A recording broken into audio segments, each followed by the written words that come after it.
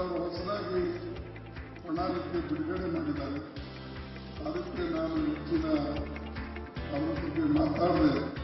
Now that's the Congress party releasing its manifesto. It's a well-coordinated event with Mr. Siddharamaiah, Mr. K. Shivkumar, Randeep Singh Surjewala, Mr. Kharge all coming together on one stage. Seamless event.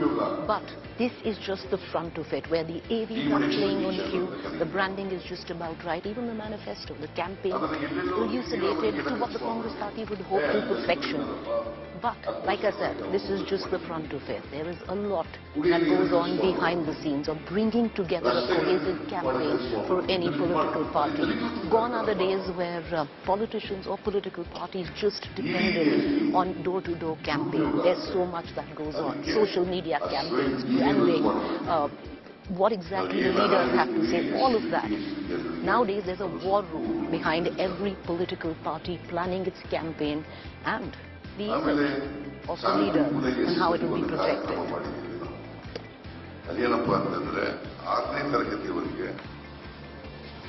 Now this is the Congress war room, the nerve center of the Congress campaign. But we're coming in from the BJP war room, and I'm sure I don't really have to say it, the stark difference between the Bharatiya Janata Party and the Congress. If the BJP, you had posters, insignia, well, Congress looks like a corporate office, the war room here.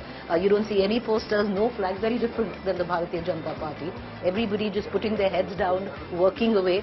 I'm going to cut across and go to the man who runs the operations of the Congress war room.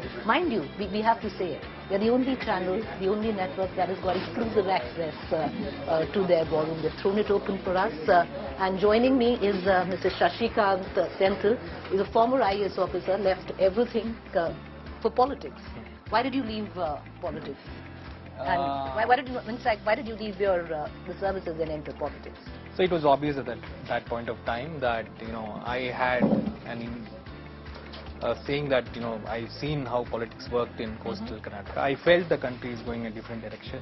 Something needs to be done about it. You were posted in coastal Karnataka? I was the collector of the collector Dakshin Kannada, Mangalore. Dakshin Kannada. Yeah. Oh boy, that's the hotbed of communal polarization. And? When the abrogation of 370 and also this NRCCA happened, I think 2 officers we resigned from service in protest. In protest? Yeah, one was Kannan Gopinatha and one myself. What made you join the Congress? So the idea of India, if there is one party which has its ideology as the idea of India, that is Congress, in my opinion. So I thought this ideology has to be... The idea of India is not Narendra Modi right now in Vijayanagar, Karnataka. Absolutely not. Never. Never. All right. But with you, you also bring in your expertise in administration. You've been an officer yourself, and you're now heading the war room. Would you tell us? Because, I'll tell you why. It's very different than what we've come from. When we were at the BJP war room, we had like life-size posters, the lotus plastered everywhere, flags. It's very different. It looks like a corporate office I'm walking into. Yeah. I think work doesn't require all those posters. What it requires is laptops and good hearts to work. I think we have that in plenty in this place. So this is the nerve center of your entire campaign in Karnataka? Yeah. So we have a very dispersed model. We have a very distributed model because we have very clear-cut functional distribution. And we work in these functional areas in different centers. And this is where we coordinate everything. This is where we come for the end of the day coordination, and all the sections feed into this particular space. What I'm seeing is, and as I actually look around, so like there are like 6 regions in Karnataka, you have 6 regions here. I can see Kalyana Karnataka, Central Karnataka, Coastal Karnataka, Mumbai Karnataka. Yeah. So it's like a different election being fought in each cubicle. Yeah. So different campaign strategy in each cubicle? No. We have a matrix model where we have different functional structures. But then we need people to specialize on areas also.